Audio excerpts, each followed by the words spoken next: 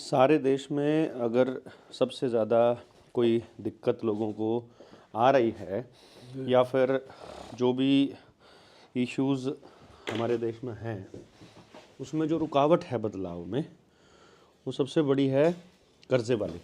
जी बिल्कुल।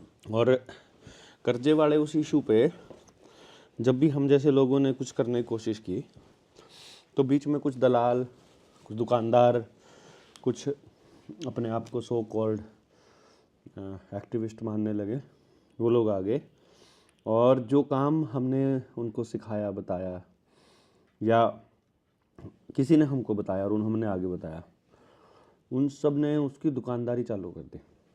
जो अपनी किताब का पर्पस है, जनता सरकार मोर्चा की जो अपनी ये ऑफिशियल जो किताब हम बनाएंगे जी, एक किताब तो है अपनी रुपया मूल्य का मापक शोषण का साधन, और अब जो दस्तावेज़ वहाँ से हमें मिले वर्मा जी से और जो उन्होंने हमको दिए और जो हैं अवेलेबल मार्केट में, अब तो किताब में आ गए हैं तो वो पब्लिक प्रॉपर्टी हो गए हैं, तो उनका इस्तेमाल करके और जो हमने अब तक सीखा है उसका इस्तेमाल करके हम ये प्लान कर रहे हैं कि जो लोनर है, लोनी है, जिसने लोन लिया है, लोन लेने वाला मतलब जब उसको लोनर परेशान करे, यानी बैंक या फिर finance company, small finance company जब भी परेशान करे तो अभी तक के नॉलेज और घटनाक्रम को ध्यान में रखते हुए जो अब तक सीखा है उसका एक दस्तावेज पब्लिक प्लेटफॉर्म पर जारी हो जाए। मतलब उसमें क्या है कि दस्तावेज का मतलब ये हो गया कि मान लो किसी को आवेदन लगाना है, अपना आवेदन किसी को लगाना है और वो आवेदन लगाने की प्रक्रिया नहीं पता उसे, बिल्कुल वो इंटरनेट पर जाएगा, भाई हम लोग 7696627656 पर मैसेज करेंगे, वहाँ से एक मैसेज आएगा, उसमें जो भी जानकारी है वो हिंदी में भरेंगे, हमें लोग उनको ऐसा बोलते हैं। कुछ लोग बिल्कुल ही इतने गरीब हैं या इतने ये कह लीजिए कि इतने पढ़े लिखे नहीं हैं जो उस प्रोसेस को फॉलो कर सके, और आपस में इंटरनेट पे कोई जाके किसी के फ़ोन में छेड़खानी करे, वो भी उससे ज़्यादा बेटर ये है कि हम उन लोगों को आवेदन भरना घर से ही सिखा दें, और इस पर्पज़ से कि पहले दिन से लेकर आखिरी दिन तक जो अपना आवेदन की प्रक्रिया है वो खुद कर ले, पड़ोसियों को बताना चालू कर दे। बिल्कुल। और उसके बाद पड़ोसियों को बताने के बाद उसका अगला काम हो जाता है वो खुद से लड़ना और बोलना सीख ले और अपनी वकालत खुद करे, क्योंकि जो वकीलों के भरोसे है वो ये क्रांति नहीं होगी। वकील को इसमें जो है बहुत ज़्यादा नुकसान कर सकते हैं। वकीलों को तो समझाने में इतनी एनर्जी लगती है कि कुछ पूछो मत, और फिर भी वो समझ नहीं, पहले से उल्टे समझे हुए हैं, और जब भी दिक्कत आएगी, जब भी मतलब विपरीत परिस्थिति आएगी, वकील भागेगा। बिल्कुल, वो मैदान छोड़ के भाग जाएगा और मैनेज भी हो जाते हैं, मैनेज भी हो जाएगा। लेकिन जिसका लोन है वो मैनेज नहीं होगा, वो लड़ सकता है। तो हम बेसिकली आपको लड़ना सिखा रहे हैं। हाँ, और वो मैनेज भी अगर होगा ना जिसका लोन है, हाँ, तो उसके बेनिफिट में तो उसी का फायदा है ना। बिल्कुल। हाँ, वकील के मैनेज होने में समाज का खतरा है, समाज का खतरा, और उसका होने में कम से कम समाज का कोई नुकसान नहीं है। तो इसलिए करेगा, कुछ करेगा। हाँ, तो आप अपना मुकदमा खुद लड़ेंगे। मुकदमा लड़ने के लिए हम इस किताब के अंदर वो सारे तथ्य, वो सारी भाषाएं उस तरीके से देने की कोशिश करेंगे जो बिल्कुल एक आम आदमी वकील और जज के साथ बहस कर सके। बिल्कुल। कि यदि कोई जज ऐसा बोले, यदि कोई वकील ऐसा बोले, और इसके बाद भी यदि कोई सवाल बचेगा तो हम उसको अगली किताब में, अगले एडिशन में ऐड कर लेंगे। फिलहाल हम आपको लड़ने के लिए एक बहुत बड़ा हथियार दे रहे हैं, वो हथियार जिसका मुकाबला कम से कम ये बैंक और जज तो नहीं कर पाएंगे। हाँ, गुंडागर्दी से वो पुलिस के द्वारा आपको उठा के जेल में डाल दें कि आगे कुछ ना बोल पाए, वो बात अलग है, लेकिन जेल से डर गए तो फिर आपका भला भी नहीं होगा, आपकी अगली संतान जाएगी फिर उसी हिसाब से, मतलब आपका सब कुछ लूटेगा। उससे बचने के लिए आपका एक बार तो जेल जाना ज़रूरी है। एक तरह से आप ये समझो, आपको एक बार तो जज को ये बदतमीजी से कहना पड़ेगा कि तुम अगर बिके हुए नहीं हो तो कानून के हिसाब से चल के दिखाओ।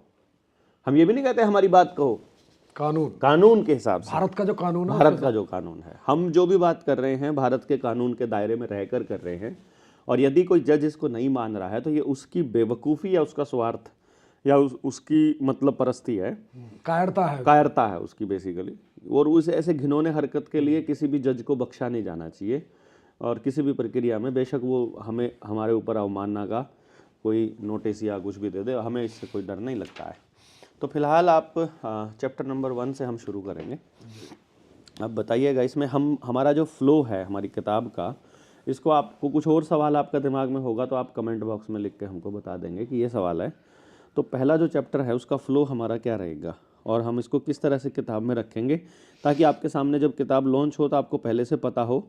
और हम 23 मार्च वाले कार्यक्रम में इस किताब को लॉन्च करने का प्लान कर रहे हैं। किसी भी हाल में ये किताब 23 मार्च के कार्यक्रम में लॉन्च होगी और आप सबके पास होगी। हर लोन लिए हुए आदमी के पास एक बड़ा हथियार, हर एक के पास, जो नया आदमी आवेदन लगाना चाहता है। आपको किसी के पास जाने की ज़रूरत नहीं है, आपको किसी से कुछ पूछने की ज़रूरत नहीं है। इस किताब के अंदर आपको आवेदन भी मिलेगा, फोटोस्टेट। आप हमें सहयोग राशि देना चाहते हो दो, नहीं देना चाहते हो फोटोस्टेट करो और आवेदन लगाओ, फोटोस्टेट करो और आवेदन लगाओ, हमें कोई मतलब नहीं, कोई दिक्कत नहीं। हमको आपका फ़ायदा करने से मतलब है। जी कंटिन्यू करिए प्लीज़ सिसोदिया जी। इसका जो पहले मैं बता दूँ, ये जो किताब है ये गांव की आवाज़ है। ठीक है।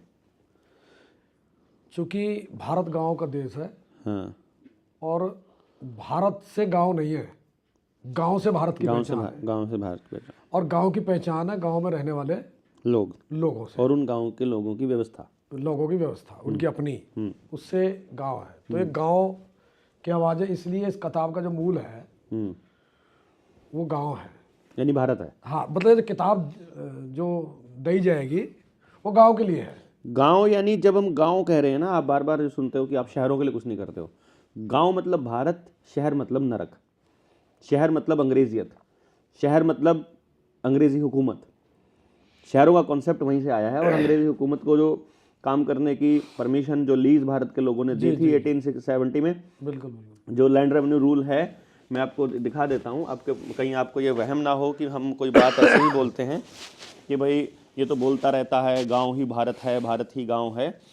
ये हमारे पास लैंड रेवेन्यू रूल है, और हम इन किताबों को रखते हैं। आपको पता होगा, ये आपको पता लग जाएगा।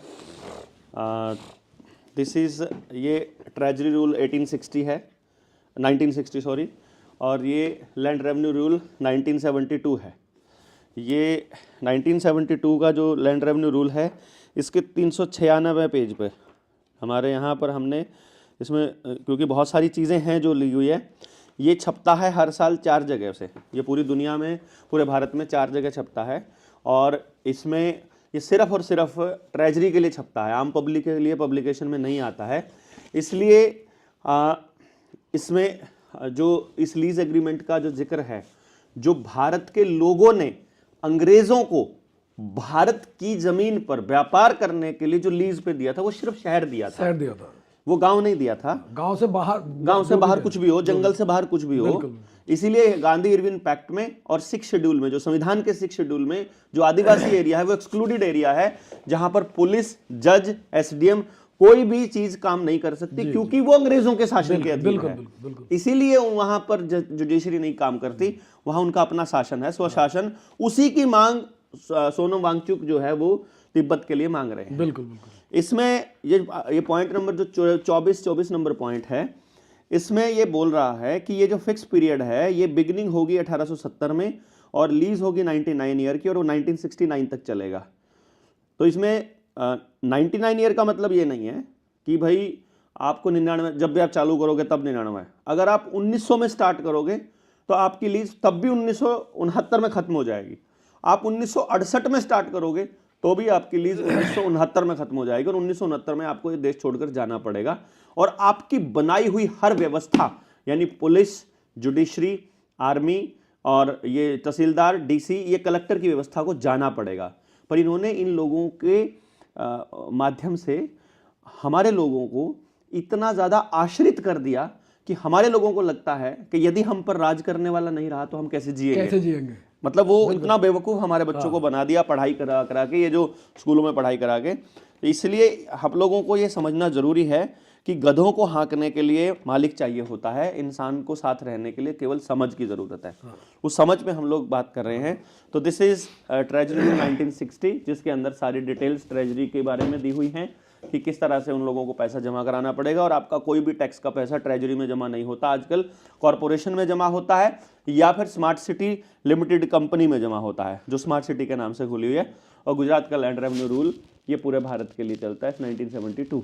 तो इसलिए जो अंग्रेजों के जितने भी कानून हैं, हाँ, वो गांव पे लागू नहीं होते हैं बिल्कुल, इसीलिए वो जुडिशियली होते हैं। यस गांव नॉन जुडिशियल है और बिल्कुल। ये इसी प्रयास में लगे हुए हैं कि गांव भी जो है किसी तरह खुद को कह दे कि हम जुडिशियल हाँ हैं, जुडिशियल, वो खुद जज के पास जाएं, खुद अपनी मांग मांगे, खुद कोर्ट में जाए। जैसे गांव का मसला लेके जैसे आप सुप्रीम कोर्ट जाते हो तो समझो आप खुद कह रहे हो कि हम जुडिशियल होना चाहते हैं, यही है। हाँ, अदरवाइज वो कोर्ट को ये कह सकते हैं कोई कि तुम कानून लागू नहीं होता, कोई लागू नहीं होता, वो सुप्रीम, बल्कि हम गांव का फैसला अपने आप कर लेंगे। डीसी तुम कौन होते हो भैया, विकास भी हम अपना सब कुछ हम अपना सब कुछ कर लेंगे। अपने बच्चों को पढ़ाई है, रोजगार है, वो सारा इंतजाम करने का जुगाड़ है। आपको तो पूछना है कैसे करेंगे, उसके लिए आपके लिए ओपन मंच है, हम करेंगे। तो आप कंटिन्यू कीजिए। हाँ, तो अध्याय इसका किताब का जो अध्याय 1 है, अध्याय 1, तो उसमें सबसे पहले जो भारत की वर्तमान स्थिति है आर्थिक, वो हमने उसमें लिया दी है। सबसे पहले जो वर्तमान स्थिति है भारत की, वो हमने ली है। नंबर 2, 1947 में जब अंग्रेज यहाँ से छोड़ करके गए थे, वो उस टाइम हमारी भारत की आर्थिक स्थिति क्या थी, गाँव की आर्थिक स्थिति क्या थी, वो हमने अध्याय 1 में ली है। और 1900 से लेकर 1947 तक वो हमने फिर उस पर वो हमने ली है इसकी कि अंग्रेजों ने 1900 के बाद 1947 वो ली है। और सन 1 से लेकर के भारत जो यानी आज से 2026 हाँ, जो हमने रुपया मूल्य का मापक में भी ऑलरेडी दिया हुआ है, वो सारी स्थिति हमने इसमें ले ली। वो इसलिए देना जरूरी है कि आप लोगों को वहम हो जाए, कोई आदमी आपको बहका देता है कि हमारा देश तो गरीब था, हमारा देश भूखा मरता था, तुम्हारे पास कोई हुनर नहीं था, तुम अपनी औरतों पर अन्याय करते थे, गांव में जातिवाद था, वो ऐसा बोलते हैं।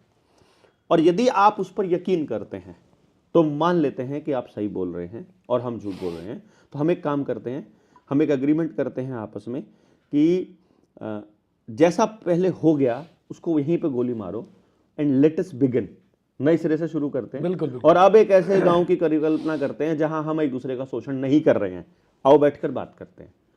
पीछे हो गया, बिल्कुल हो गया, वो उसका कुछ नहीं किया जा सकता। आज आप बदला लेने लगोगे, फिर हमारी अगली संतानें बदला लेने लगेंगी, फिर वो करने लगेंगी, सब गड़बड़ हो जाएगा।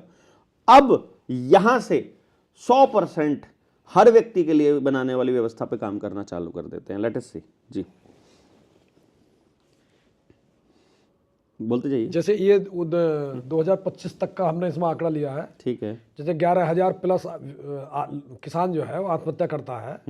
ये 2025 तक का आंकड़ा प्लस ये सरकारी मतलब हाँ, हमने दस्तावेज जितने लिए सब दस्तावेज मतलब प्रूफ प्रमाण के साथ है। तो वो लिए हैं। और 1947 में जब अंग्रेज गए तो जब क्या किसान आत्महत्या करते थे, हाँ, जीरो किसान था। हाँ, और यानी कितनी ही आबादी हो, आबादी वाला आंकड़ा खत्म हो गया। हाँ, वो खत्म हो गया। और अब इतने करते हैं। और ये आंकड़ा वो है जो पुलिस में दर्ज होता है, जो दर्ज होता है। ऐसे बहुत से किसान हैं जो इससे कई गुना किसान आत्महत्या करते हैं, लेकिन उनका कभी कह देते हैं परिवार में झगड़ा था, कोई कह देता है इसका पड़ोसियों के साथ झगड़ा था, कोई कह देता है ये मानसिक रूप से परेशान था।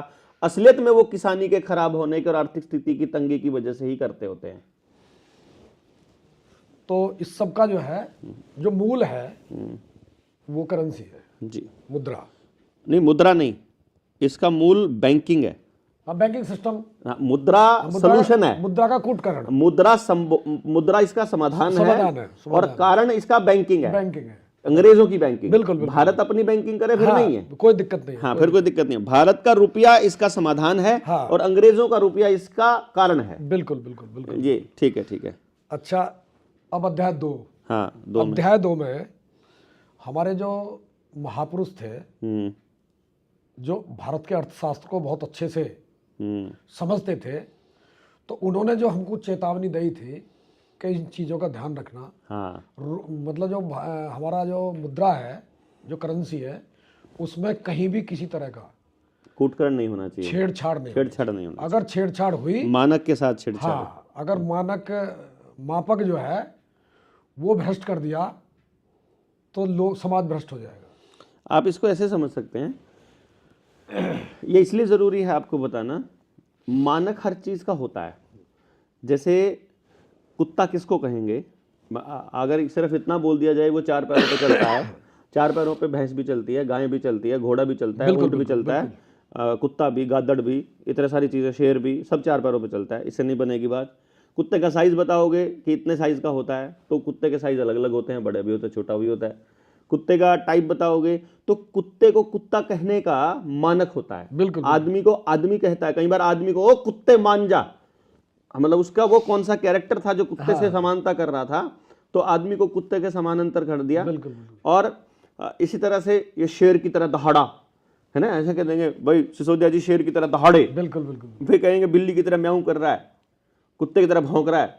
तो वो यानी कि हमने कुछ मानक रखे हैं, हर चीज के मानक हैं। यदि आदमी अपने मानक पर खरा नहीं उतरता है तो वो कैरेक्टर में डाउन जाएगा, अपने स्तर से नीचे इंसान जाएगा। के मानक इंसान के भी मानक हैं, तो इंसान भी उसी को कहेंगे। कई बार आदमी को राक्षस कहते हैं, कि देखो ये राक्षस प्रवृत्ति के लोग, मानक तोड़ दिया ना उसने, है ना। वो मानक टूटने से चीजें अस्त व्यस्त हो जाती हैं, तो पूरा सिस्टम खराब होता है। इसका मतलब अगर पूरे समाज में वापस रामराज्य लाना चाहते हैं, पूरे समाज को, पूरे देश को विश्वगुरु बनाना चाहते हैं, पूरे हर आदमी के घर में समृद्धि लाना चाहते हैं, तो उसके लिए जो सबसे इंपॉर्टेंट जो पॉइंट है वो मानक है।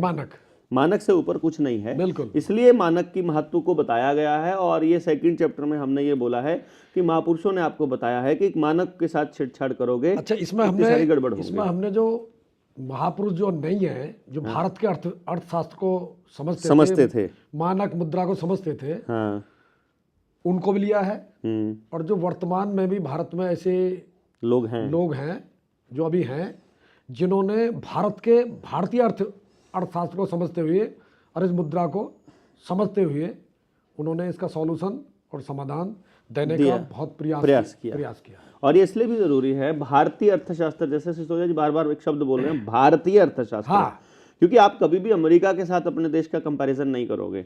आप अपने देश के साथ अमेरिका का कंपैरिजन करोगे तो अमेरिका का रेफरेंस दोगे आप कि उसका बढ़िया क्या है।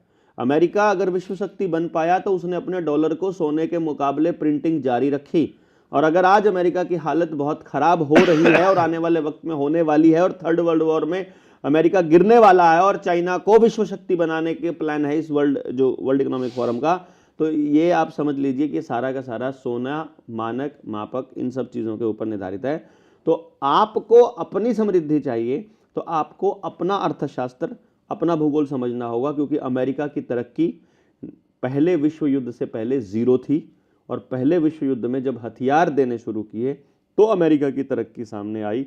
उस चीज़ को हम लोग एक्सप्लेन करके, कि ताकि वो लोग बताएं, किसी और का नहीं बल्कि अपने देश के अर्थशास्त्र को हमको समझना है जी। उसमें पूरा हो गया है। अब अध्याय 3, इसमें हमने लिया है पिछले 300 साल का रुपए का कूटकरण, भारत का जो है 300 साल में भारत की लूट कैसे हुई 300 साल में जो भारत की लूट हुई है, वो बिल्कुल आंकड़ों के साथ, तथ्यात्मक तरीके से और गांव की आम और सरल भाषा में। हाँ। मतलब बड़ी बात यह है कि महापुरुषों ने जो हमको दिया, और आज भी जो हमको अर्थशास्त्र, भारतीय अर्थव्यवस्था जो समझा जा रहा, वो आम आदमी उसको समझ नहीं पाता। हाँ। गांव का आम आदमी नहीं समझ पाता, वो पढ़े लिखे ही समझ पाते हैं। हाँ। लेकिन ये जो आ रहा है अब सिस्टम, ये बिल्कुल आम आदमी की भाषा में है। जो गांव की चौपाल पर बैठकर भी एक व्यक्ति भी अगर थोड़ा समझदार हो समझा सकता, समझेगा। ठीक है बात, हर व्यक्ति। तो पूरा 300 साल का इतिहास, अर्थशास्त्र, करेंसी, मुद्रा, उसका हमने एक्सप्लेनेशन, भारत कैसे था 300 साल पहले और धीरे धीरे कैसे लुटा, और ये आंकड़ों के आधार पर। हाँ, ये अपने घर से नहीं बनाया हुआ, कहानियों से नहीं लिया गया, पुस्तकों से नहीं लिया गया, ऑफिशियल डॉक्यूमेंट से लेकर के आपको बताया गया है। कहीं कल को कोई सवाल इसके ऊपर नहीं उठाया जा सकता। मतलब इसमें यह है कि 300 साल पहले भारत कितना धनवान था, कितना सरप्लस, मतलब कितना धन था भारत के। धन का कैलकुलेशन कैसे करना है, किसको धन मानना है। हाँ। और 1947 में भारत पर 1 रुपया भी कर्जा नहीं था। हाँ। और मतलब वो लूट लिया गया। ये तो तब है जब कई करोड़ यानी 4 करोड़ के करीब किलो में सोना लेके जाया गया। सब कुछ लुट जाने के बाद बाद भी की बात है। 1947 में कर्जा नहीं था हम पर। हाँ, और आज 2025 में हम हर प्रत्येक व्यक्ति लगभग 1.5 से 2 लाख रुपया पैदा होते ही 2.5 लाख रुपए प्रति व्यक्ति कर्जे में है, पैदा होते ही। ये आपने कर्जा लिया हो या ना लिया हो। हाँ, ये है विकास। तो ये अध्याय 3 उसमें हमने पूरा एक्सप्लेनेशन दिया। वो एक्सप्लेन किया। अब आता अध्याय 4। इसके पीछे का जो इस लूट का भारत की करेंसी को, इसको बैंकिंग सिस्टम के माध्यम से या लूट के पीछे का उनका जो ध्येय है, उद्देश्य, मतलब चाहते क्या है, वो है परमानेंट। क्योंकि भारत को प्रकृति ने, परमात्मा ने सब कुछ दिया है। यस, उसको लूटना और भारत के लोगों को परमानेंट गुलाम बनाना। और ये गुलामी, इसलिए ये गुलामी शब्द को आप ऐसे मत लीजिएगा, ये पुराना अध्याय रहा है। जिन लोगों ने जिनके हम जिक्र करते हैं, जो चलते वेटिकन सिटी से के थ्रू वो वेटिकन सिटी को कंट्रोल करते हैं, पॉप के थ्रू वो अमेरिका को कंट्रोल करते हैं, और अमेरिका के थ्रू वो पूरी दुनिया की इकोनॉमी को कंट्रोल करते हैं, और पूरी दुनिया की सारी कंपनियों में उनका वो आधिपत्य है। और ये काम वो यूरोपियंस ने तब भी किया था।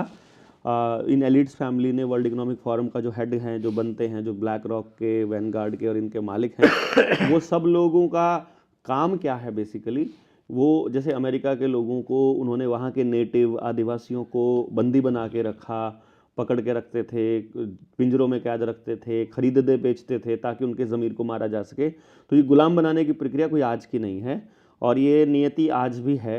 आज भी बहुत से लोगों के अंदर पाकिस्तान को गुलाम बनाने की नियति आपको भारत में दिख जाएगी। बहुत से लोगों के अंदर ऐसा, वो घटिया लोग जो होते हैं, घटिया बीज जो पड़ा होता है जिनके दिमाग में, वो लोग इस टाइप के होते हैं।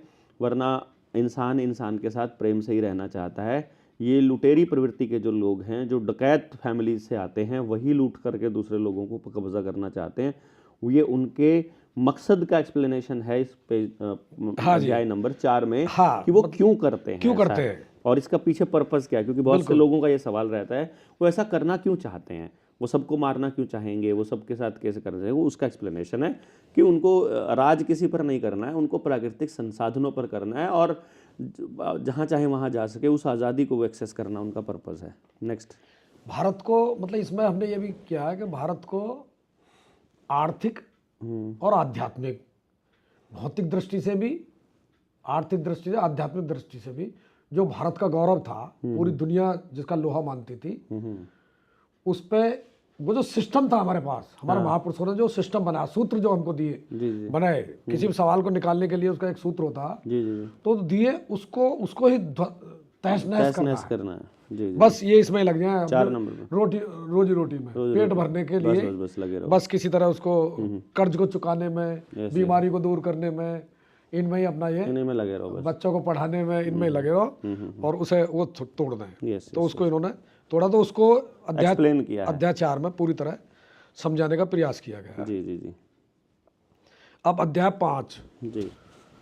अब इस लूट को रोकने का प्लान है, रास्ता, वो अध्याय 5 में। अच्छा। 300 साल की गुलामी को 3 साल में कैसे हम खत्म कर सकते हैं, मात्र 3 साल। यदि आप लोग, क्योंकि आपने देखा होगा हर कंपनी का लॉक इन पीरियड 3 साल का है। नौकरी भी करते हैं ना, तो 2 साल का प्रोबेशन पीरियड रहता है, वो 3 ही साल का था पहले, अब 2 साल का किया है इन्होंने। 3 साल बहुत इंपॉर्टेंट है, सबसे इम्पोर्टेंट। तो ये 3 साल ही यहाँ पर पूरा एक्सप्लेन। और आप जब आम आदमी जब इसको अध्याय को पढ़ेगा, तो उसको अपने आप फीलिंग होती चली जाएगी कि बिल्कुल हम 3 साल में फिर अपने उसी रास्ते पर, गति के रास्ते पर हम चलना प्रारंभ कर देंगे। जी। ये है। तो ये अध्याय 5। अब एक तरफ तो हमको 3 साल का प्लान बनाना है कि अपने भारत के ऋषि मुनियों ने, हमारे महापुरुषों ने जो हमारे लिए व्यवस्था दी थी, जिससे हम विश्वगुरु थे, उस व्यवस्था पर चलना। उस पे ना चलो, आज प्लान कर लो। हाँ आज प्लान कर लो, कोई कोई जरूरी नहीं है कि हम आपको ये कह रहे हो कि आपको ऋषियों की परंपरा पे ही चलना है। मैं तो ये कह रहा हूँ कि आप आज जो करना चाहते हो वो बताओ क्या चाहते हो। बस बस नियम ये है, कंडीशन ये है कि उसमें किसी का भी हरासमेंट और शोषण के साथ साथ किसी का नुकसान नहीं होना चाहिए। हाँ। बस अब उसके साथ साथ जो वर्तमान स्थिति में फंसे हुए हैं, देश जो फंसा हुआ है, देशवासी जो फंसे हुए हैं, गांव हो जो भी हो, उससे निकलने के लिए दूसरी लड़ाई हमको पैरेलल वो कानून की भी लड़नी पड़ेगी। कानून की ही लड़ाई, जिसमें जो गांव के लोग हैं और जो समाज के लोग हैं और जो एक तरफ वो चलेगी, एक तरफ हम कानून की लड़ाई लड़ेंगे। कानून की लड़ाई जी, हम लड़ेंगे। और कानून की लड़ाई हर कर्जदार अपनी लड़ाई खुद कैसे लड़ सकता है, हाँ, ये इस अध्याय में छठे में अध्याय 6 में, हाँ, जो इस किताब का असली मूल मकसद है कि भारत की उस अर्थव्यवस्था को रिस्टोर कैसे किया जाए जिसमें किसी का भी शोषण ना हो, ये मेन उद्देश्य है। दूसरा, जो प्रेजेंट की स्थिति है कर्जे की, उससे निकलने का रास्ता क्या है। हाँ, तो इस अध्याय 6 को हमने 2 भागों में लिया है। ठीक है, अध्याय 1 भाग 1 और भाग 2। तो पूरी कानूनी लड़ाई जो है वो इसमें हम एक्सप्लेन किया है हमको कैसे कैसे लड़ोगे, आवेदन लगने से लेकर के और न्यायालय तक की वो लड़ाई कानून की पूरी, कानून के आधार पर वो हमारे पक्ष में है। यानी कहने का मतलब ये हुआ, आप समझिएगा कि कानून का वो कौन सा अंश है, कानून वो कौन सा भाग है, वो कौन सा सेक्शन है, वो कौन सा अध्याय है जो आपको यहाँ मजबूत करता है, जब आपको अगले स्टेप पे मजबूत करता है, जो आपको अगले स्टेप पे मजबूत करता है। और जब आपको पूरा यकीन हो जाए कि कानून आपके साथ है, तो अब कानून की पालना करने के लिए जज और पुलिस और बैंक तीनों को मजबूर करने का काम फिर जनता का है। क्योंकि राज कानून का चलना चाहिए, राज ना जज का चलेगा, राज ना पुलिस का चलेगा, राज ना ही विधानसभा का चलेगा, ना ही लोकसभा का चलेगा, ना ही राज्यसभा का चलेगा। सदन का राज नहीं चलेगा, राज लोगों का चलेगा। सदन को वो ताकत, वो लोग, वो प्रतिनिधित्व, वो पैसा, वो टैक्स, सब का सब जनता ने दिया है। तो जनता मालिक है और मालिक का राज चलेगा। और मालिक ने नियम तय किए हुए हैं साथ रहने के, वो नियमों के हिसाब से सब कुछ चलेगा, ना कि किसी व्यक्ति के हिसाब से चलेगा। जज को कोई बात समझ में नहीं आई है, इसका मतलब ये नहीं है कि वो गलत है। अगर जुडिशरी में बैठे किसी व्यक्ति में इतनी अकल नहीं है कि वो इन कानूनों की पालना करवा सके, तो फिर हमारे अंदर वो दम होना चाहिए कि हम उसकी पालना करवा सके। ये कानून के कौन से भाग हमको मजबूत करते हैं, जी जी जी, कौन से पार्ट में क्या क्या है, वो सारा कुछ हमने इस पार्ट नंबर 6 में दिया हुआ है। 6 नंबर पार्ट में, 6 नंबर में आगे के जितने भी 6 के पार्ट 1 पार्ट 2, हाँ पार्ट 2 वो तो 6 का है।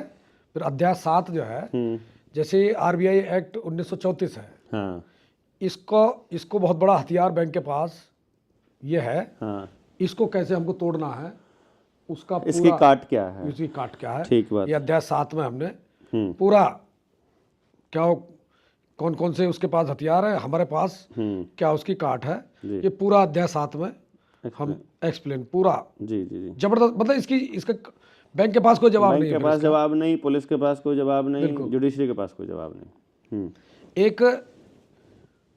एक हथियार है बैंक के पास, कोजन एक्ट 2011 है।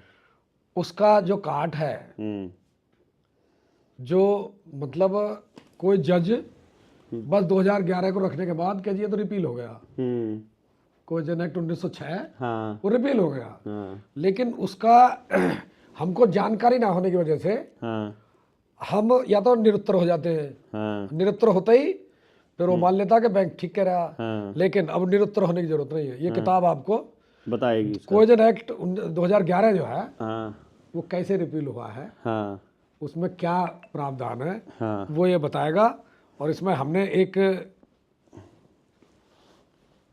एक्ट को हमने इसमें लिया है, उसको जनरल क्लॉज एक्ट 1867 की धारा 6 वो काट देती है उसको। बैंक का जो कहता है 2011 उसको खत्म कर दे, धराशायी हो जाएगा बैंक वहाँ, कोई जवाब नहीं उसके पास, वो होगा इसमें। ठीक बात। तो ये अध्याय 8 में हमने इसको वो जोड़ दिया है उसको। ठीक है, वो पार्ट नंबर 8 है वो। हाँ, अध्याय 8।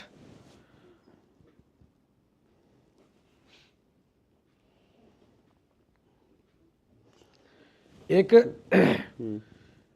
हमारा जो संविधान कहता है कि प्रकृति का कानून वो सर्वमान्य, सबसे ऊपर है, सबसे ऊपर है, संविधान कहता है। Natural justice will prevail. ये खुद जज के वहाँ कोर्ट में सबसे पहली लाइन है। ये हर वकील, हर जज को बताया जाता है कि प्रकृति के कानून को काटने वाला कोई भी कानून होगा वो नल एंड वॉइड है। हाँ, तो हमारे पास एक बहुत बड़ा हथियार है, वो है अनुच्छेद 21।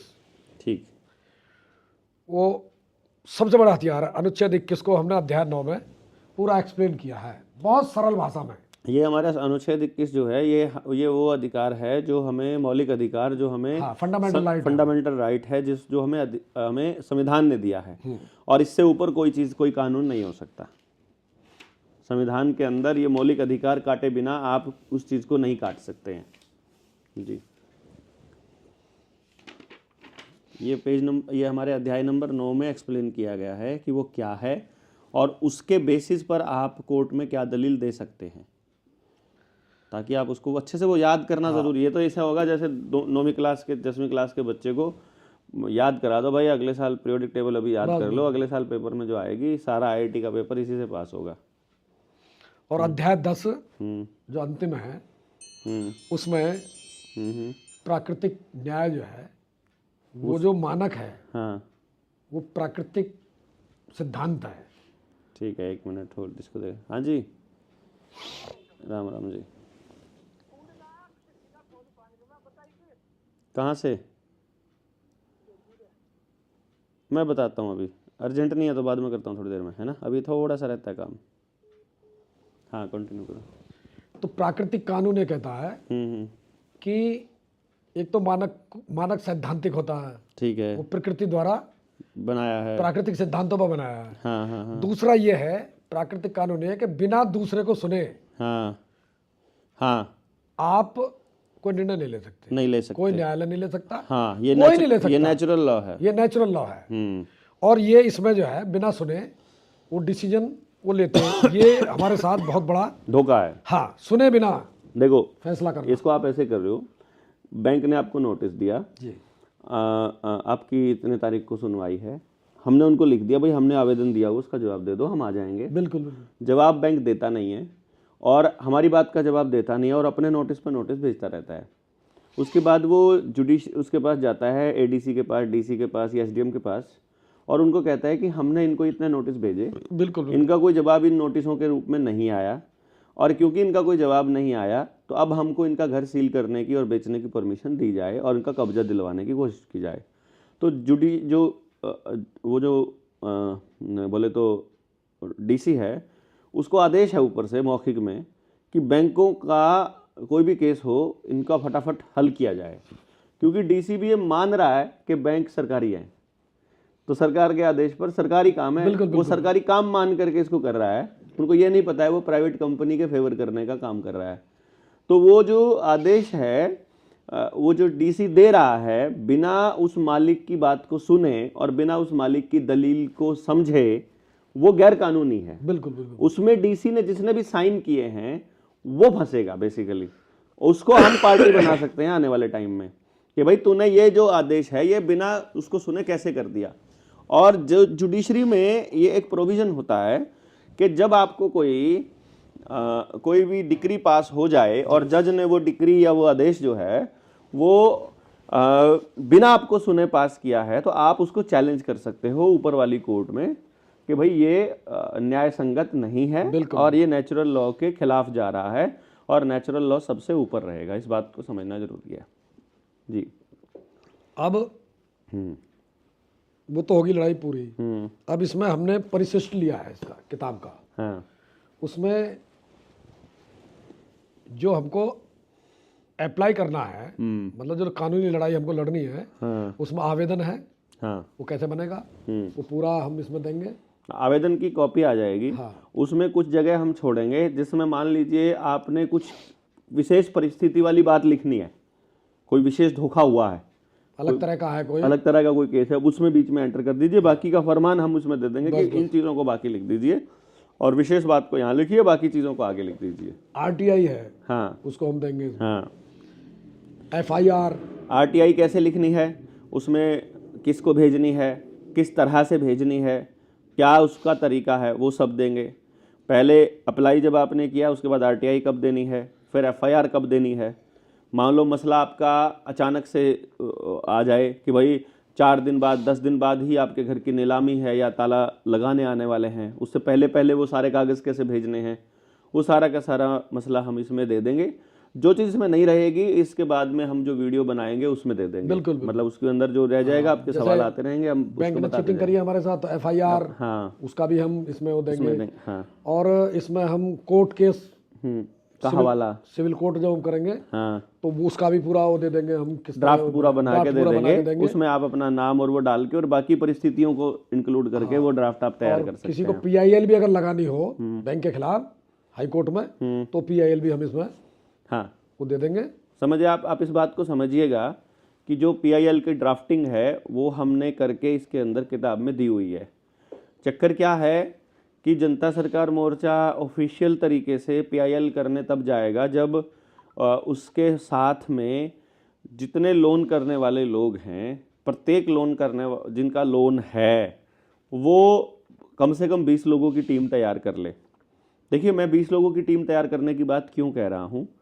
हमने अभी दुबलधन में हमने काम किया चालू, 1 हफ्ता हमारे साथी लगे रहे और वहाँ से टीम तैयार करने की हमने कोशिश की और हमारे साथियों का कॉन्फिडेंस ये आया कि हम अगर अपने इलाके में इस तरीके से काम करेंगे और टीम बनाने लगेंगे तो 20 लोगों की टीम बनाने में 1 हफ्ते से ज़्यादा का समय नहीं लगेगा। तो अगर 1 हफ्ता आप समाज को उन मसलों पर समझाने पर नहीं लगा सकते तो फिर आप लड़ भी नहीं पाओगे, क्योंकि आपको लड़ने के लिए जिस चीज़ की सबसे ज़्यादा ज़रूरत पड़ेगी वो ज़बान की पड़ेगी जो आपके पास, और समझ की पड़ेगी, यानी कि सवालों के जवाब। तो जब आप 20 लोगों की टीम बनाने के लिए गांव में उतरोगे या शहर में कहीं भी उतरोगे, 20 लोग आपके साथ सवाल करेंगे। उन सवालों का जवाब आपने दे दिया तो आप कोर्ट में भी जवाब दे पाओगे। वो जवाब नहीं दिया तो फिर आप उन सवालों के जवाब ढूंढोगे। अगर आपको जवाब नहीं मिले तो आपको हम लोग देंगे, लेकिन आपके पास हर सवाल का जवाब होना चाहिए। वो जब आप उन सवालों के जवाब करने चलोगे और उन सवालों को खड़ा आपके सामने होगा तो तब आपके पास में इतनी समझ होनी ज़रूरी है कि आप उनको सही तरह से टैकल कर सको, और उसके लिए 20 लोगों की टीम का होना ज़रूरी है। वो 20 लोगों की कंडीशन हमने केवल आपके सामने इसलिए रखी है, इसका कोई व्यक्तिगत उद्देश्य नहीं है कि हमको अपने लोग बढ़ाने या किसी तरह से, वो नहीं है। पर्पज़ आप ही को तैयार करना है, इसलिए 20 लोग तैयार कर लो। जितने लोगों के आवेदन लगे हुए हैं वो सब बता दो अपने अपने साथियों को जिसके थ्रू आपने आवेदन लगाया कि 20 लोग तैयार हो गए हैं। किसी भी ट्रेनिंग में ले आइए। 23 जनवरी को चरखी दादरी के तिकोना पार्क में रेलवे स्टेशन के नज़दीक ही है, वहाँ पर नेताजी सुभाष चंद्र बोस की प्रतिमा की स्थापना होने वाली है। जनता सरकार मोर्चा करने वाला है, तो आप उसमें आ जाइए, क्या दिक्कत है, और आकर के उसमें अपना पार्टिसिपेशन कीजिए और उसको बताइए कि कितने लोग आपके हैं। आप 20 लोगों को ले आइए, समझा दोगे तो 20 लोग आने के समय आपसे तेल का खर्चा नहीं मांगेंगे, वो पूल करके आ जाएंगे। 5 लोग आ रहे हैं, 1000 रुपये का तेल लगा है, 200 रुपये हिस्से में आते हैं, कोई भी बड़ी बात नहीं है। गाड़ी बंदा लेकर के आ ही रहा था अकेला, उसको तेल का खर्चा बच गया। और आप लोग बल्कि 4 लोग कर लीजिए 1000 रुपये में, वो आपको 250 रुपया पड़ेगा। 250 रुपया खर्चा करके जिसकी गाड़ी है उसको तेल खर्च नहीं करना पड़ेगा और बाकी के लोगों को बस में धक्के खाने नहीं पड़ेंगे। कितना शानदार तरीके से आप अपना सामाजिक एक मतलब पूल करने का तरीका और एक मॉडल बना सकते हैं, और इसी बहाने आपको उन लोगों को ऊर्जा मिलेगी और आप लोगों को समझ और शक्ति मिलेगी। जी, इस किताब का जो अंतिम पेज है वो चेतावनी के रूप में है। सीबीडीसी के लिए हाँ, चेतावनी ये है कि अब आपके सामने, हमारे सामने 2 रास्ते हैं। या तो इस किताब को बंद करो और अलमारी में ताला लगा के मौज करो और गुलामी के लिए अपने बच्चों तैयार हो जाओ, अपने बच्चों को तैयार कर लो। बिल्कुल बिल्कुल, क्योंकि सीबीडीसी आ रहा है, वो आ रहा है, बल्कि आ चुका है। होलसेल में बड़े व्यापारियों को सीबीडीसी से ही पेमेंट कर रहे हैं। बिल्कुल बिल्कुल। हाँ, आज़ादी का एक रास्ता है आज़ादी के लिए, वो एक किताब को खोलो और मानक पे काम करना चालू करो, मानक पे काम करना शुरू करो। ये लड़ाई पे अपना इसको फॉलो करो, अपनाओ और आज़ादी का रास्ता खोल दो या बंद करो अपना गुलामी। सीबीडीसी आ गई है, आ गई है। तो वो दूसरा रास्ता है गुलामी का। अब आप बताइए आपको कौन से वाला रास्ता चाहिए। This is the only way. 10 chapter हैं, 10 चैप्टरों में सारा समझ आ जाएगा, पूरा क्लैरिटी हो जाएगी। कोई बड़ी किताब नहीं है, सहयोग राशि के तौर पर ही हम इस किताब को किताब तो रखेंगे। समझ में आ जाएगी। सबसे पहले जो भूमिका आएगी हाँ। वो भूमिका ही समझा किताब को समझा देगी। यस। और उसके बाद इसकी प्रस्तावना है किताब की, वो और हाँ, वो उसके बाद हाँ पर्पस। 2 शब्द हैं वही समझा देंगे। फिर आप वैसे तो रुक नहीं सकते बिना पढ़े, इसको रुक नहीं सकते। लेकिन बड़ी बात ये नहीं है पढ़ लिया और समझ लिया, बड़ी बात है इसको अब अनुसरण करना। एक किताब हम बैंकिंग पर लेकर आ रहे हैं, अगली किताब इसके बाद में हम फिर लेकर आ रहे हैं एजुकेशन पर लेकर आ रहे हैं। इसको आपको समझना पड़ेगा। जो ये किताब है जिसमें इस पूरे के पूरे सिस्टम को हमने कवर करने की कोशिश की है, इसको जो शब्द दिए हैं वो वीरेंद्र सिसोदिया जी ने दिए हैं।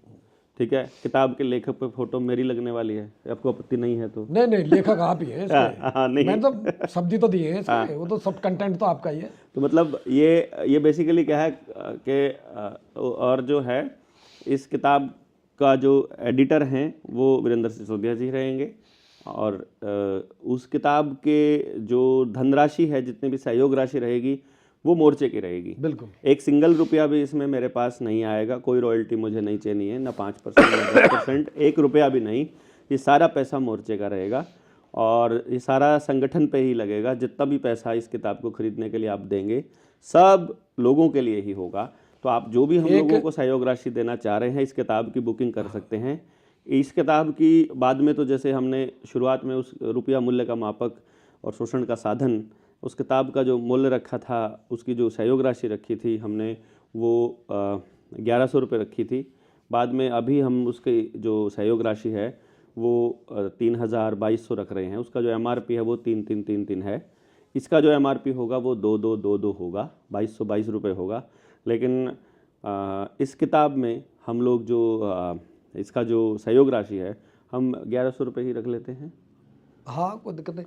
लेकिन मैं देशवासियों को, खासकर गांव में रहने वाले लोगों को ये आश्वस्त करता हूँ, इस किताब जो आई है, तैयार होगी, कि आपको ना तो आधी रात पे दिन में मुझे फ़ोन करने की जरूरत पड़ेगी। मैं ये मुझे आवेदन के लिए रोज पूरी रात भर सिसोदिया जी ये बताओ जरा मुझे, ये वो बताओ। और किसी वकील की भी आपको जरूरत नहीं पड़ेगी। आप अपनी लड़ाई नहीं, अपने पूरे गांव की लड़ाई इस किताब के माध्यम से अपने आप लड़ सकते हो, सुप्रीम कोर्ट तक, बैंक से लेकर के सुप्रीम कोर्ट तक। अब आप इसको समझ जाइएगा, ये कितनी बड़ी किताब है। हाँ, कितनी ये सहयोग राशि कुछ भी नहीं है। मतलब मैं इसको ऐसे चाहूँगा, आप 10, 20, 5, 10 जितनी किताबें आप हमको जो भी सहयोग राशि देना चाहते हैं। हमारे सामने जो बड़े चैलेंज हैं वो 23 जनवरी का खर्चा है। अभी हमने दुबलधन में जो काम किया था, हमारा कितना शॉर्ट रह गया था, 51-52 हज़ार रुपया कम पड़ गया था। 1.5-2 लाख रुपया हमारा एक ट्रेनिंग में कंप्लीट हुआ, इसमें ख़त्म हुआ, जबकि हमारा कोई खर्चा नहीं था। तब ये इतना खर्च हो गया। खर्चा नहीं था का मतलब क्या है, हमें कोई बड़ी अमाउंट में, हमने कोई पैम्फलेट नहीं था, बैनर नहीं था, पोस्टर नहीं था, कोई रिक्शा हमने नहीं लगाई, कोई व्हीकल हमने नहीं लगाया, कोई एडवर्टाइजमेंट हमने नहीं की। सिर्फ पैदल जा रहे थे, पैदल आ रहे थे। गाड़ियों का थोड़ा मोटा जो तेल था, सब्जी रोटी और जो रहने की जगह है उसका, और टेंट का, और जो गद्दे हैं और जो कंबल हैं उनका जो खर्चा है, ये सब खर्चा है, लाने ले जाने और उसका। तो यहाँ से जो 50-60 हज़ार रुपया यहाँ शॉर्ट पड़ता है। जो सुभाष चंद्र बोस की मूर्ति है उसके लिए पेमेंट हमको देनी है। कोई साथी अगर उस मूर्ति को मोर्चे को डोनेट करना चाहता है कि भाई हमें मूर्ति मेरी तरफ से, लेकिन उसका नाम वहाँ नहीं लिखा जाएगा। जिसको नाम की चाहना हो वो हमें कृपया करके सहयोग राशि ना भेजे। 9518170000 ये जो नंबर जनता सरकार मोर्चा का मिस कॉल नंबर है, इसी नंबर पर जो फ़ोन पे है, इसी नंबर पर जो डिजिटल पेमेंट आप कर सकते हैं। QR कोड भी हम स्क्रीन पर डाल देंगे, अगर एडिट किया तो हमने इस वीडियो को एडिट भी इतना ही करेंगे सिर्फ कि QR कोड आ जाए। और आप इस 23 जनवरी के कार्यक्रम के लिए भी हमको सहयोग करें। टीम हमारी जोजू कला पहुंच चुकी है, और जोजू कला पहुंचने के बाद आज तारीख है 12 तारीख, और हम 12 और 13 तारीख को हम इस किताब का एडिशन और ये थोड़ा सा काम इस पर करने जा रहे हैं। ये काम करने के बाद हम अगले स्टेप पर बढ़ेंगे। तो अब आपका काम क्या रहेगा, जो आपने करना है वो ये है कि कृपया करके जल्दी से जल्दी आप किताब बुक कर सकते हैं, वैसे सहयोग दे सकते हैं या सीधा डायरेक्ट भी भेज सकते हैं। 1100 रुपये सहयोग राशि हमने फ़िलहाल रखी है। किताब के छपने में 2 रुपये खर्च हों या 200 खर्च हों या 400 खर्च हों, इसको आपसे मेरे ख्याल से कोई दिक्कत होनी नहीं चाहिए। और किताब कैसी भी हो, उसमें जो मटेरियल है वो खूब आपके काम का होगा, उसको फ़ोटोकॉपी करके आगे बढ़ा के आप काम कर सकते हैं। तीसरा, आप इस चीज़ को लेके चलिएगा कि ये बहुत अद्भुत किस्म की किताब आपके जीवन में हर घर में एक दीपक की तरह काम करेगी। काम करेगी। ये आपके बच्चों को शोषण से मुक्ति का काम करेगी यदि हम इसे पढ़कर अपने बच्चों को समझा पाए तो। और ऊपर से ये कोई बेचने वाली चीज़ नहीं है, ये केवल जागरण के लिए एक मोमबत्ती, एक दीपक, एक लालटेन का काम करने के लिए बनाया गया एक साधन है, जिसमें आप हमारी मदद करेंगे। जिससे तो मूर्ति अगर आप हमें देना चाह रहे हैं, आप इस किताब को बुक करना चाह रहे हो, तो किताब की बुकिंग के लिए आप करण का नंबर नोट कर सकते हैं। पेमेंट करिए 9518170000 पर। बुकिंग अमाउंट अभी 1100, बाद में जब लॉन्च हो जाएगी तो हो सकता है इसका अमाउंट बढ़ जाए, तो अभी 1100 रुपये हम इसका रख रहे हैं। 1100 रुपये, 1100 रुपये, 1100 रुपये, ठीक है। और वो 9518170000 पर भेजिए। उसका स्क्रीनशॉट करण के पास व्हाट्सएप कर दीजिए। करण का नंबर है 9991911784 99911 मतलब स्टार्टिंग से बोल देता हूँ, 999 19 11 784 और 9991911 इस नंबर पर आप मैसेज करेंगे अगली किताब की बुकिंग के लिए। हमको डोनेशन देनी है, हमको सहयोग राशि देनी है, उसके लिए नंबर है 9518170000। और यदि आप इस किताब के लिए कोई सलाह, कोई बात देना चाहते हैं तो व्हाट्सअप कर सकते हैं सिसोदिया जी को। कॉल मत कीजिएगा, गला ख़राब है पहले ही, बोल बोल के और फिर आप लोगों के सवालों के जवाब दे के गला जो है वो जवाब देने लगा है। दूसरी बात ये है कि किताब 23 मार्च तक, वैसे कोशिश हमारी इससे जल्दी रहेगी, पर 23 मार्च तक लॉन्च कर दें। उससे पहले भी एक कार्यक्रम करके लॉन्च कर सकते हैं, जितने आवेदन लगे हुए लोग उन सबको बुला करके। पर अभी हमको सहयोग राशि की बहुत ज़्यादा ज़रूरत है ये 23 जनवरी के कार्यक्रम के लिए। पिछले कार्यक्रम की पेंडिंग है जो हमें सहयोग राशि, हम नहीं चाह रहे हैं अभी कहीं और से लेना, तो वो हो जाए। और दूसरा 23 जनवरी के लिए हमको सहयोग हो जाए। कोई मूर्ति अगर लेना चाहता है तो उसके लिए आप सूरज जी को मैसेज कर सकते हैं। सूरज जी का नंबर बताइए आप जरा। 9457 94 570 और 74 75 0। 94 570 और 74 75 0 ये नंबर है। आप इस नंबर पर मूर्ति के लिए या दूसरे किसी चीज़ के लिए आप उस 23 जनवरी के कार्यक्रम के लिए भोजन की व्यवस्था हमारे लिए सहयोग करना चाहते हैं, टेंट की व्यवस्था में सहयोग करना चाहते हैं, कोई और लाभ इसमें लेना चाहते हैं या हमें सहयोग देना चाहते हैं, तो वो भी आप बताइए कि ये मेरी तरफ से ऐसे करके बहुत से लोग मिलते हैं जिनको अपने नाम की कामना नहीं होती, बट समाज के काम में वो अपनी मदद करना चाहते हैं। तो उन लोगों के लिए हमारी ये रिक्वेस्ट है कि आप इसमें पीछे मत रहिए। ये जो 23 मार्च का कार्यक्रम है ये कोई शोशेबाजी नहीं है, ये बहुत ही यूनिक तरह का कार्यक्रम है। और देखिएगा इस पर जो STLs हैं वो सब विद फैमिली आएंगे उस कार्यक्रम में, ये मेरी रिक्वेस्ट है। और STL ने जब जिनके साथ काम किया है एजुकेशन वाली ट्रेनिंग में, लेवल 2 की ट्रेनिंग में, टीम 200 की ट्रेनिंग में और वर्धा की ट्रेनिंग में, और जो उनको लगता है कि वो सीरियस लोग, कुछ लोग थे जो सोसाइटी के लिए दिन रात डेडिकेटेड थे, उनको भी आप विद फैमिली बुलाएंगे, ये मेरी रिक्वेस्ट है। और मिलते हैं बहुत जल्दी ही। आज शाम को हम मीटिंग करेंगे STLs की, शाम को 8 बजे, यानी 12 तारीख को शाम को 8 बजे STLs की मीटिंग भी होगी। और STL की मीटिंग के बाद में हम कुछ और तय करेंगे। तो आपसे गुजारिश रहेगी कि आप अधिक से अधिक संख्या में आप हमें सहयोग करें, और सहयोग राशि 9518170000 पर भेज सकते हैं। किताब में क्या क्या होगा ये हमने बताया है, और आप सब लोगों के लिए लड़ने की एक बड़ा हथियार हम आपको दे रहे हैं। कन्फ्यूजन नहीं होगा, देसी भाषा में हमने लिखा है, आम आदमी की भाषा में, आम इंसान की भाषा में, और आपके बहुत काम की चीज़ ये साबित हो सकती है, आपकी अगली पीढ़ियों के लिए भी। और अपने समाज के लिए भी।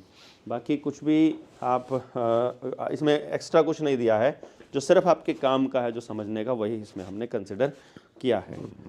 कोई इधर उधर की बात इसमें हमने नहीं की है। बाकी और कुछ भी आपको लगता है आप इसमें ऐड कर सकते हैं तो आपका स्वागत रहेगा। आप सब लोग बहुत दिनों से मदद कर रहे हैं, आपका बहुत बहुत शुक्रिया। जय हिंद, जय भारत, जय जोहार।